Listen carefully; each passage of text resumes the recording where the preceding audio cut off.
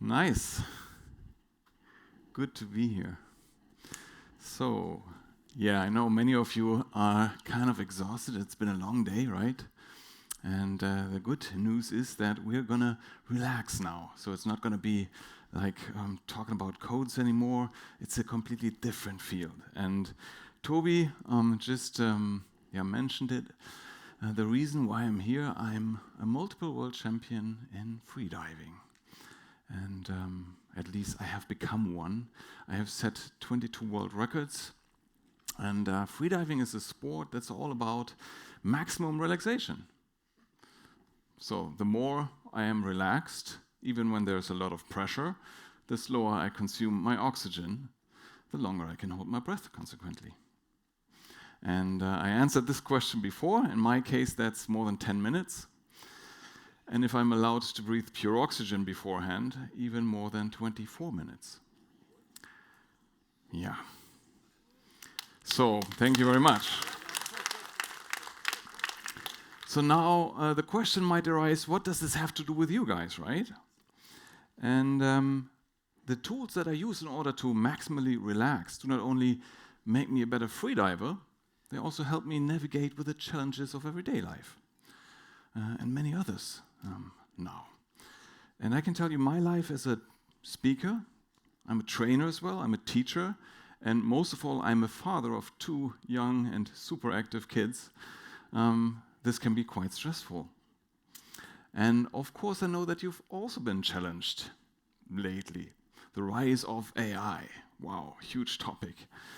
So there has been a lot of pressure. Many of you have 20 employees and more, so you carry a lot of responsibility. And I've just heard one sentence that caught my attention earlier in the panel. You're CTOs and you need also hands-on practice, right? So you need to still be coding somehow in order to know what's going on in your company, right? So there was one sentence, a good CTO does the coding after he's put his or her children to bed. And that kind of shocked me a little. And I know that many of you probably do this. And there's nothing wrong with that, because I know most of you love coding, but you also need some time to regenerate, to refill your energy, right? To recover from the stress, although it's positive. So there's a lot of positive stress. And it's also a passion of you guys, most of you at least. But also positive stress can exhaust you. You have to take care of your physical, mental, and emotional energy. And this is why I'm here. I have brought some simple tools and very effective tools of my humble world of freediving that I would like you to try. I don't only want to, theoretically tell you about it. I want you to emotionally experience what I'm talking about. I want you to feel how it is to relax and save energy. So you can practice this during your everyday life, okay? So in the first step, you're gonna do some test so we can create some sort of a baseline value. And this test, many of you have probably anticipated that. You can all hold your breath for a little while now, okay? So this is why I brought this neat little clock over there. I would like you to sit up straight. Take your shoulders back.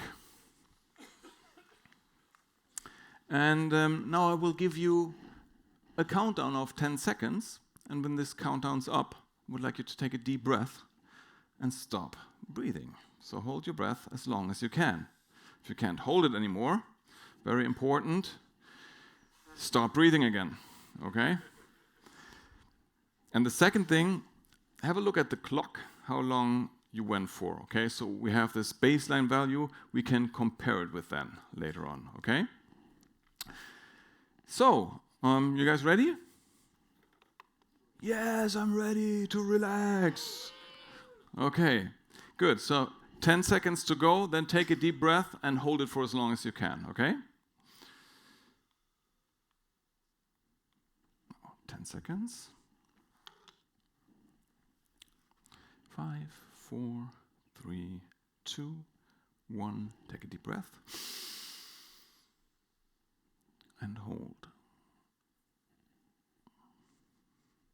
I'm not going to be too funny now, but if you had some nachos and have a full stomach, it's going to be a little difficult.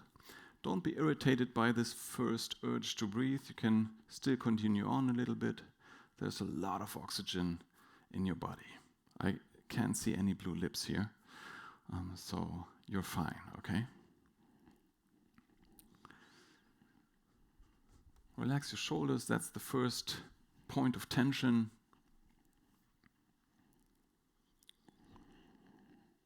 And continue on for as long as you wish. Wait, not for longer than 10 minutes and 11 seconds, please, okay? It's not a competition here. We just want to see how good these tools work for you that I used in freediving. Okay, that was good. 1 minute. And I'm pretty sure many of you are still holding their breath, while still many are breathing again, desperately waiting for oxygen to come in. So let's see if I can introduce some tools that help you, okay? I will first, before I do that, give you some background where I really needed these tools and how they work under immense pressure, okay? So here's one example of my humble world. This is a project in Sharm el-Sheikh in Egypt in the year 2005. So it's a long time ago. I'm this guy here with the full hair, okay? So that's me. We're introducing a project where I should set a German and maybe even a world record in deep diving with a weight sled. So that's this steel structure here. Okay, this means I'm going to hold my breath and drop down to at least 122 meters, where I then activate a mechanism that fills the balloon with air that gets me back to the surface again. Okay, and of course we've trained a lot, many months for this. Lots of sponsors had to be acquired. Engineers had to build and adapt the weight sled. Then we had doctors. The whole diving center was helping out with the gases and everything. So a huge project. And unfortunately, on the day of the event, we have very bad weather conditions. So strong winds and currents. And we're talking about maybe we should cancel this event. So maybe we shouldn't do the record. However, I'm a very ambitious guy. And also the team had prepared thoroughly for this. So in the end, we think we can calculate the risk and go ahead anyway. And here's what happened there. Unter den wachsamen Augen des Tauchmediziners Dirk Henze möchte Tom Sietas mit dem Schlitten auf 122 Meter hinabtauchen. Viel hat er trainiert, doch so tief war er noch nie in seinem Leben. So he just said, I have never dove to 122 meters. I've never been that deep. And here you can see the faces are not super relaxed, so it's not easy for us. This is the moment where it counts now. Poseidon meint es nicht gut mit dem Wettkämpfer. Der Wind nimmt zu, das Meer ist stürmisch, die Strömung hat zugenommen. Der Tauchschlitten weht wie eine Fahne im Wind. So this is the moment now where I really have to distract myself from everything that's going out. I block out everything from the outside, concentrate on my breathing, on my mental techniques. So I take a last deep breath now, release the brakes of the sled and go down.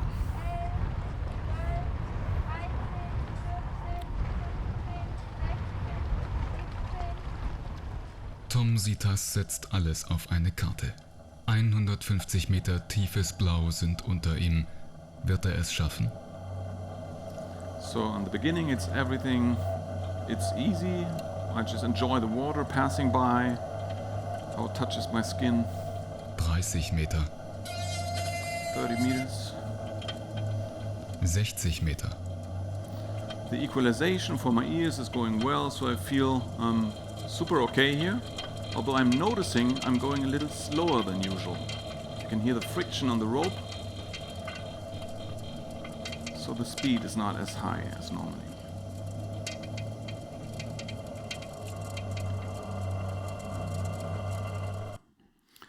And here I'm stopping real quick in order to show you two things. First, you can see the rope that is kind of crooked, right? So that's the current of the water. And the second thing, you can see that I blow up my cheeks a little bit up there. Yeah?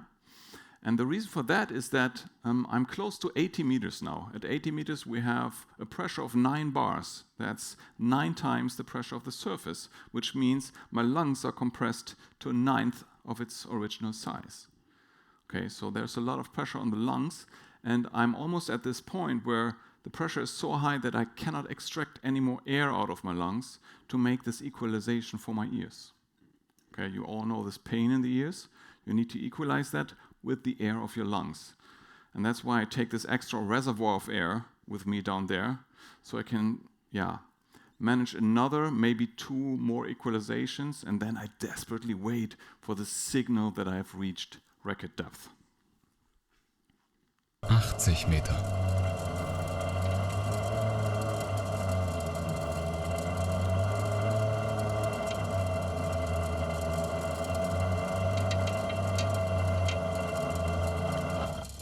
So now I do my last equalization.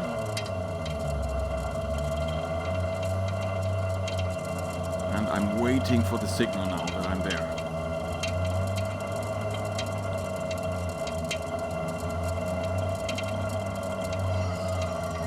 Maybe you could hear it. So I'm down, releasing the valve. 122 Meter. Tom Sietas ist am Ziel seiner Träume.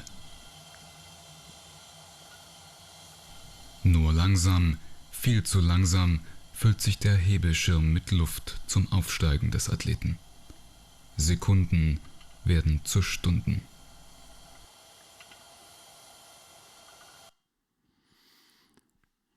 I guess you can imagine that I'm in a pretty critical situation here.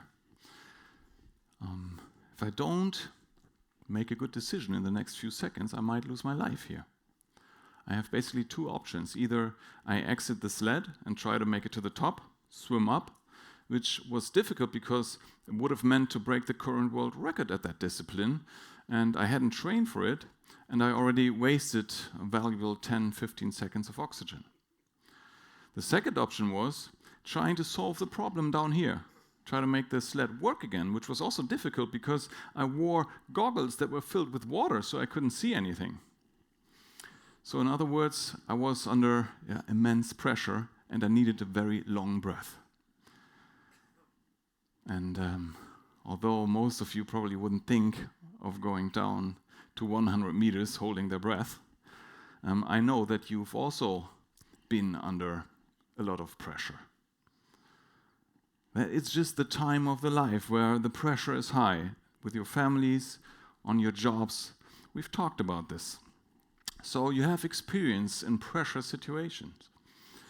What is your number one go-to tool that you use if you're in a situation that you can't change, where you just need to regulate yourself down? What is it that you guys do with your experience? Breathe. Good. You only say it because I told you before what I was going to talk about. Okay. Breathe, get drunk. You know what? I always have people in my courses who think that's actually beneficial. But let me spoil that as well. It's wrong. Okay? Nothing wrong with what you do, guys, but if you want to survive critical situations, alcohol doesn't help. Any other suggestions? Go for a walk. I love that. Yeah. Can't do it down there, but in general, if the pressure is really high, a walk has great benefits. You probably have seen all these benefits, these brain scans, how your brain looks on a walk compared to just working meetings back to back. It looks like your brain is fried. So going for a walk, sleep quality is very, very important. But now we are in this situation here, in this pressure situation. Actually, falling asleep, that's more of a long-term tool. Okay, so basically you named the first one, okay? If I breathe right, I do not only take up a lot of oxygen, I also have an influence on my nervous system and on my heart rate. So I can slow down my heart with the right breathing technique. We're going to dive into that as well. And then the second thing I would like to point out, in these situations where it's really critical, it's super important that you don't focus on the negative outcomes too much. Because if you do that, if I focus on, what can go wrong here in this example of my dive, of course, my heart will start racing, adrenaline is released, more oxygen is consumed, I'm going to feel worse, then my heart rate goes up even more. So it can be a vicious cycle in the end. So it's critical, super important to stay positive and focus on the right outcome. Yeah. The other thing that happens, what many people don't know of, is when you're under stress, your perception narrows. You're in this kind of tunnel. So you've probably all experienced that. If you had a fight with a loved one, for example, so a really bad one, where you try to find the right words, but you kind of struggle, so you can't think of the right things to say, and only find them after the argument is over, right? That's when the tunnel vision comes in, okay? So your perception narrows. We're also going to talk about that. So we have to take care of our emotions, okay? Focusing on the positive instead of what can go wrong. Let's talk about breathing first, okay? Many of you have probably heard of, take a few deep breaths and this is gonna help you for a stressful situation. And that's right, but there are many more valuable effects that breathing has, and I'm gonna introduce some of them. So there are thousands of studies that prove the positive influence of consciously performed breathing exercises on the heart rate, the nervous system, the brain, and many more things. These studies is what I pulled up in 5 minutes on my favorite platform, PubMed. I don't know if you've heard of that. Okay, it took me 5 minutes, and there are really useful studies. With these breathing techniques, you can increase the number of red blood cells in your body, so train your endurance capacity. You can improve sleep. That's for you guys. You can improve focus. You can regenerate faster, even think faster. Okay, and with breathing exercises, you can even alleviate health problems. Asthma, COPD, migraine, depression, chronic pain, anxiety, and so on and so forth. The list is long. I'm not saying don't go to the doctor anymore, okay? I'm just saying that these techniques have proven impacts on your health. And we're going to dive in some really beneficial health effects in a while, okay? So it's not only that we react with our breathing to stressful situations. For example, when you're coding on your desk and you're under pressure, a new project is coming in, and the one you're doing you have to cancel, and work is just coming in and in and in, okay? What you can do in this situation, you can also change your breathing in order to reduce your stress level, okay? So when you're under stress, you tend to breathe fast and shallow with your chest. And now if you change your breathing, if you breathe slower and deeper, you can reduce your stress level. And that's hardwired physiology. I'm going to give you the background on this. Okay, what you need to understand is that our heart rate is not always the same. Okay, even if you do some sports and you're used to using a pulse meter, and let's say you're sitting here, it shows 60 beats per minute. It is not always 60. It goes up to 70, down to 50 again. So the heart rate changes frequently. And what's fascinating now, it changes with your breathing. Okay? So when you inhale, the heart rate goes up, And when you exhale, it goes down again. Here you can see the interbeat intervals. So the pauses between the heartbeats are getting shorter and then longer again in the exhalation. And this little nugget of knowledge can help you slow down your heart rate in stressful situations. Because it means when you extend your exhalation, exhale longer than you inhale, or even hold your breath after the exhalation, your heart rate goes down. Super fascinating. I use this every time I go to bed. Okay, I just exhale and wait there for a little while. Just 5 or 6 minutes. Nah, it's a little quicker than that, okay? So it starts, usually I go for a few seconds, so for an average person maybe 3 or 4 seconds. For the next breath, you're a little bit more relaxed, you go 5 or 6 seconds, and you can increase that breath hold pause after the exhalation, and it will have an effect. Okay, we're going to do this a little bit later together, okay? So now, if you do this more often, if you do it regularly and practice these breathing exercises, it will get better. It will get easier for you. It will be more intense, this reaction, and you can even train your nervous system. I'm going to talk about this in a little while, but first I'm going to give you another technique that will that you can use in an emergency situation to instantly release stress or reduce stress, okay? And that's a technique super easy again as most breathing exercises. It's something that I discovered in the year 2003 already, and I found if I do this technique, I can hold my breath long for at least 30 seconds longer, okay? And now in the year 2023, it was just investigated in Harvard. No, not Harvard, sorry, in Stanford, University of Stanford, and it was found out that this technique that I've been using for many years is the fastest physiologically verified way to reduce stress. So they compared many tools that reduce stress, and this was the most impactful. It was Professor Andrew Huberman who did this. Maybe some of you know him. He has got a popular podcast, millions of viewers.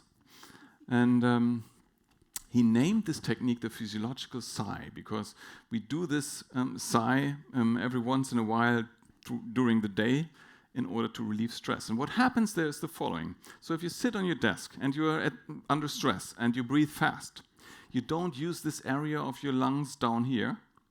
Okay, so you breathe shallow only. And when you don't use this area, the little alveoli down there, they have a sticky surface. They tend to stick together, so collapse. Which means all this area of your lung, the whole capacity down here, is not used. Which means you don't get a sufficient amount of oxygen to your cells where you create energy, so the whole gas exchange is out of balance. And it's pretty easy what you do with a physiological sigh, sometimes like 4 or 5 times a day anyway, without thinking about it. You can also do voluntarily, on purpose, okay? And it's super easy. You just take a deep breath, so as much air in as you can, and on top even use the last muscles up here to breathe something on top, and with that pressure, you open up the alveoli again. So you have a larger lung capacity in the end. So now, if you combine these two techniques, then you have, for me, the best technique to instantly reduce stress, okay? Let's do it quickly together so you believe what I'm talking about, okay? Let's do this technique. I would like you to inhale, then a little bit on top, then exhale, and then wait there for a little while. And then pay attention to when this urge to breathe sets in. Okay, normally it should come really quick.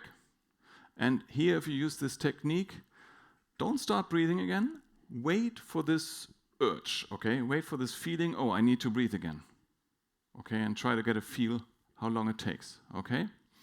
So let's start. Let's inhale. A little bit on top. And exhale. and wait. And try to enjoy how all your muscles relax, how you don't need to do anything, not even breathe.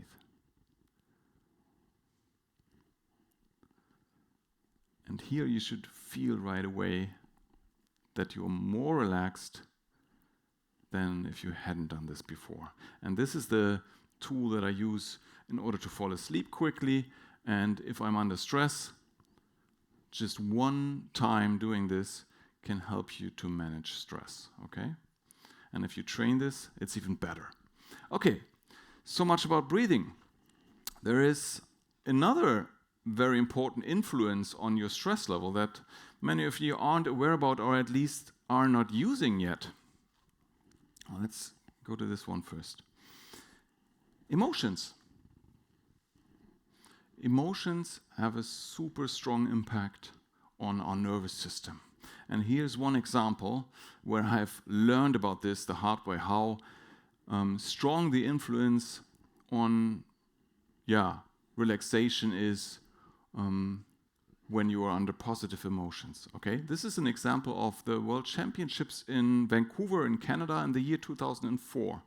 We've traveled there with a German national team, and to keep it short, we managed to succeed. So we became world champions in deep diving and breath holding underwater. I managed to reach the greatest depth of 70 meters and the longest time of 7 minutes and 10 seconds. Okay, longest breath hold time. 80 nations. We had a women and a man team. And of course, we were super happy. Many months of training. We were celebrating, hugging each other. And that's not the reason why I tell this story. And what happened after that should give you an idea of the power of emotions. The competition committee approached me and asked me, Tom, can you do another demonstration dive for the cameras around, for the people who are still here, to have some kind of a show? And actually, I wanted to celebrate a little, but I'm a nice guy, so I said yes. And I went for this dive. And here's what happened. We have Sabine here. She's my safety diver with a red curly hair. And she gives me the times, okay, how long I hold my breath. So I go down, as usual, underwater, and I hear her saying 3 minutes, and I give her a sign that I'm still okay. I lift up my index finger, and I feel super relaxed, and I instantly have the idea this can be a good dive again. So it goes really quick, 5 minutes, 7 minutes, 10 seconds in no time. And she goes like, Tom, you can come up now. You have even managed to beat the best World Championships time. Okay, but I still feel relaxed, so I keep on going. Okay, so it's 7 minutes 30, I'm okay. 7:45, I'm okay. 8 minutes, I'm okay. So then my team manager Sven tells me, Tom, come up now. You know, it's enough. If you, drop in front of the cameras, black out. It's not good publicity. So come up, okay. But I still feel relaxed, so I keep on going. 8:15, 8:30. Tom, come up now. You know, they're super impatient now. But I just lift my hands. I'm okay. I don't know why, but I'm okay. So 8:45, 9 minutes, 9 minutes 15. And I surface at 9 minutes and 24 seconds, which was like completely nuts at that time. Never seen in public. So it was more than 2 minutes better than the best championship time. And 47 seconds better than the current world record at that time. And I guess you can see it in the faces of my team members. They are also super surprised and even shocked. What's going on? And I'm pretty sure you have some ideas what happened here. So what's your ideas? Stopwatch was wrong.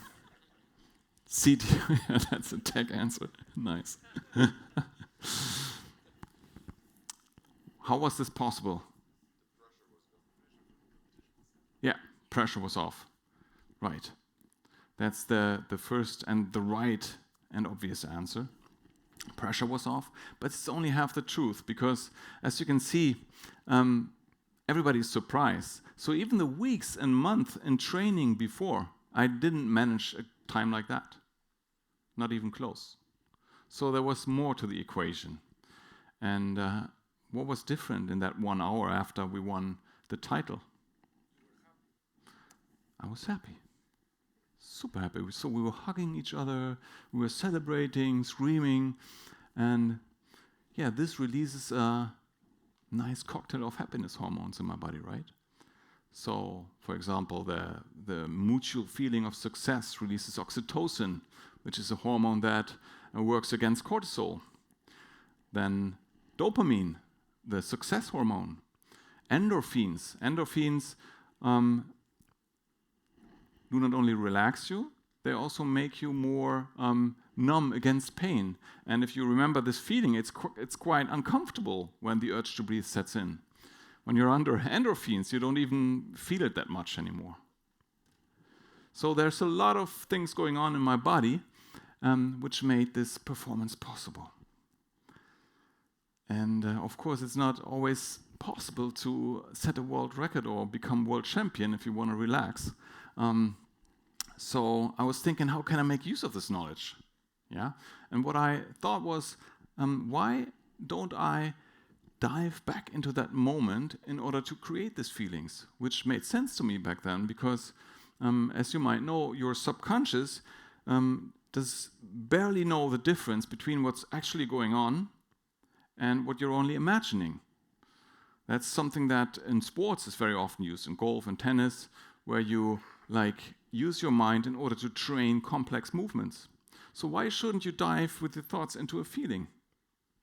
So I went back in the water, I went into the situation, I strongly visualized everything, and what can I say? My dives from that moment on were at least 30 seconds longer.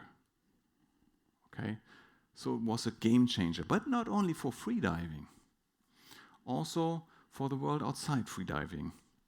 As a teacher, as a parent, I mentioned these stressful situations because positive emotions do not only make you recover faster from stress, as you saw here, they also have a strong impact on your cognitive ability. There's a nice study, I won't get into too many details, that was funnily done in this year, 2004, from a famous US professor, Barbara L. Fredrickson is her name. And she proved that positive emotions do not only make you recover more faster from stress, but also improve your cognitive flexibility. You have a larger thought-action repertoire. You can gather more information from the periphery. So you are basically more creative under positive emotions. And now we've learned that you don't have to leave it up to chance, that you can actually activate these emotions, okay? That's what I've done with my imagination, with my diving into that feeling. But there are many more ways what you can do in order to create positive emotions. What can you do? Any ideas? What do you do to create positive emotions? I don't know. I'm just coding. Yeah? Yeah. Okay, yeah. Nice short-term solution. Let's call it that, okay? Music, a walk, good sleep, okay? Nice smells, a nice decoration in your home. All these little things can add to a good, positive condition, okay? So it's not only me who says this, there are lots of studies who prove that positive emotion have an impact on your cognitive flexibility, but also on your body, okay? And here we saw what it did with my body, and now I would like to find out what it does with your body, if you can also recover faster from stress. In that study, by the way, she proved, the Barbara Fredrickson, the professor of psychology, that you recover from stress twice as fast under positive emotions compared to when you are sad or angry. Okay, twice as fast. So it's really powerful. So next thing I would like to do is, I would like you to try out everything I just told you. So we're going to go through a second round. of breath holding now. I'm going to guide you through the breathing and this technique of activating positive emotions. And I would like to see how you do on a second run, okay? You guys ready? So sit up. You can relax your shoulders again, move a little, and then let's go for it.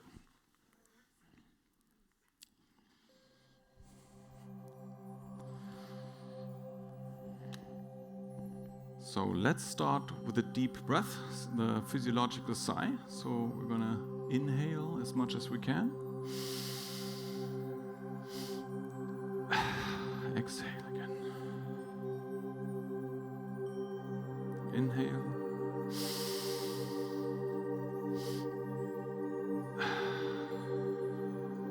And exhale. And one more time, inhale.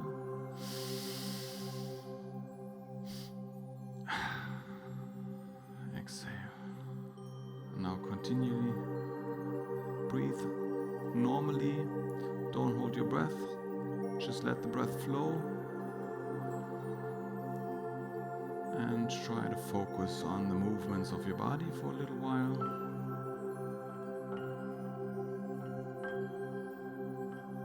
Just let the breath flow.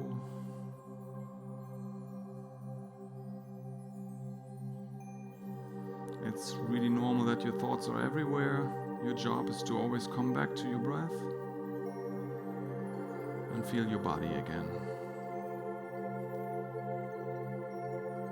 Breathe slowly. So like 5 or 6 seconds. Inhale. 3, 4, 5, and exhale. 3, 4, 5, and inhale. 3, 4, 5, and exhale.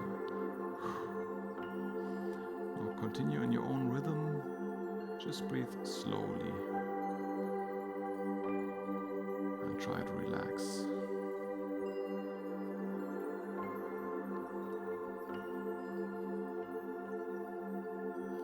In the next step, we're gonna hold our breath for a little while after the exhale.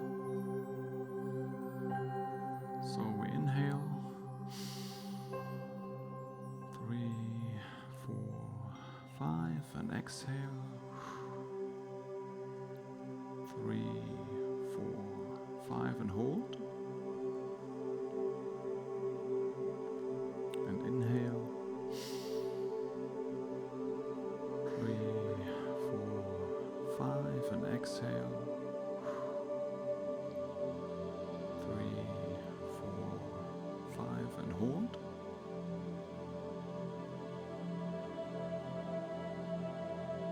And inhale. Now continue your own pace. Try to increase the breath hold time after the exhalation. Every time just a little bit.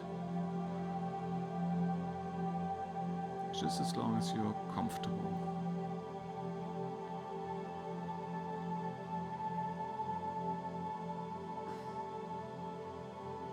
And with every breath, you're going to relax a little more. And you're getting closer to your subconscious, where you're susceptible for suggestions like images and words. And this is the moment where I visualize this moment of the World Championships or other happy moments. And this is what I would like you to do now. Imagine a moment in your lives where you were happy, full of joy, grateful, proud. Try to feel the deep joy again. You don't have to see all the details in front of you. Try to picture what you saw.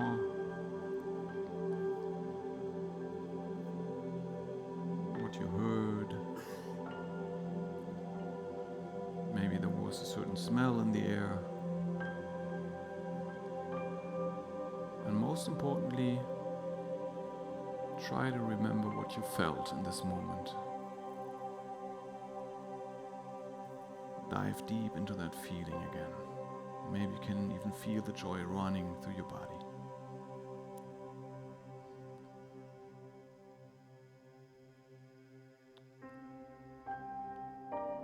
And now we're coming back to our breath.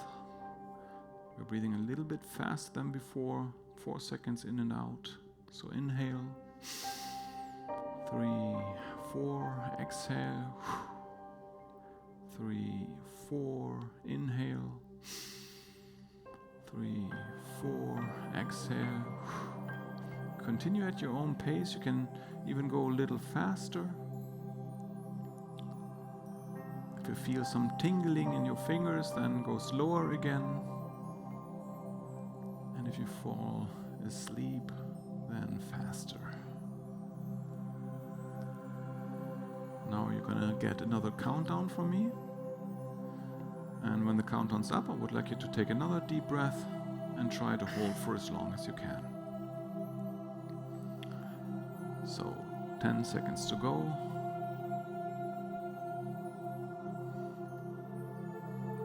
3, 2, 1. Take a deep breath. And hold. Let go of your shoulders. Relax your neck. Your head. Your face. And relax your arms, your upper body. Legs and feet.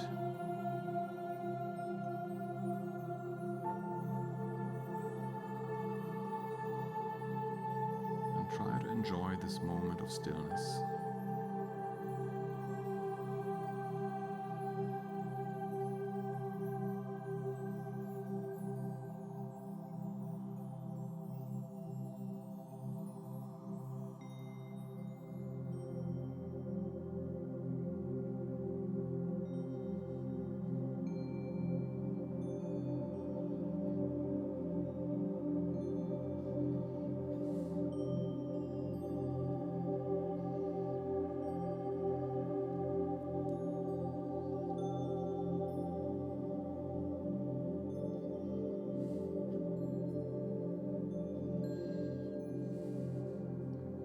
Some of you are already moving, but some are still holding their breath. You can continue on doing so and enjoy this moment a little more. Just don't for longer than 10 minutes and 11 seconds, please. Okay? So now, for me, this is a very interesting moment. Now I would like to know from you who was able to hold their breath longer in the second turn compared to the first one. Okay, thank you. And who was able to hold it longer in the first run? Okay, thank you very much. So also a handful of people. So for most of you, it seems that this relaxation practice had an impact on your nervous system, on your heart, on your relaxation level. For those who were able to hold longer in the first run, don't worry about this. Yeah, it's also a lot of competition pressure on you guys. And also there's some natural variation because sometimes you just inhale more air or less air. Don't worry. And also, you can learn how to deal with pressure, okay? So next time, you might be much longer with this technique, okay? So, anybody still holding their breath? Wow. Let's keep the music a little longer running. Wow. Okay. I don't know if I've had this before, 3 minutes.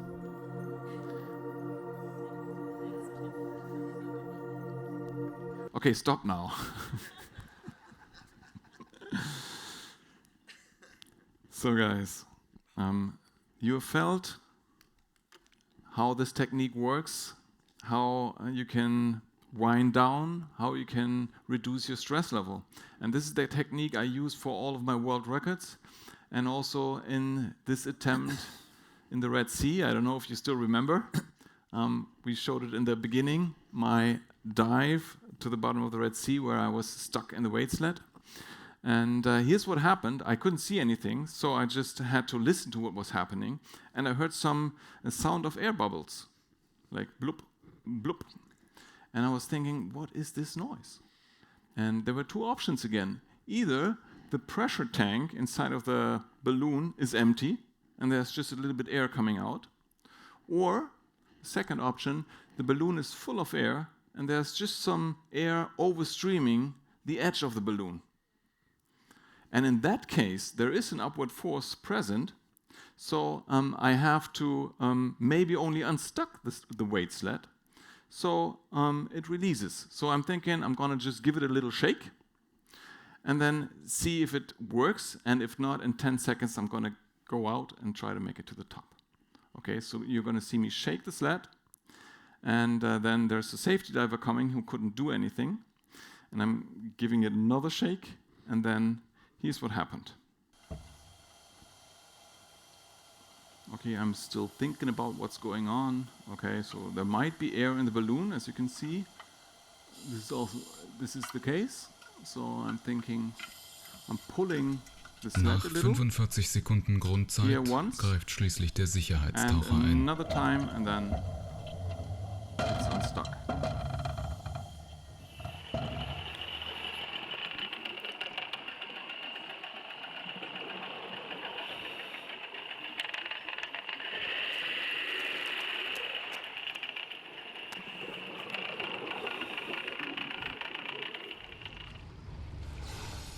Vier Minuten Tauchzeit. Tom Sietas erreicht gesund wieder die Wasseroberfläche. Okay, thank you guys. Big applause for Tom. I feel super relaxed now. I don't know about you guys, but that was like a great practice. I'll continue doing that. I have a few questions afterwards. Maybe I always wonder why my daughter always breathes like that. In special situations, like I don't know, whenever she wakes up, she like breathes very deep. I don't know where that comes from. I think it's stress. I don't know.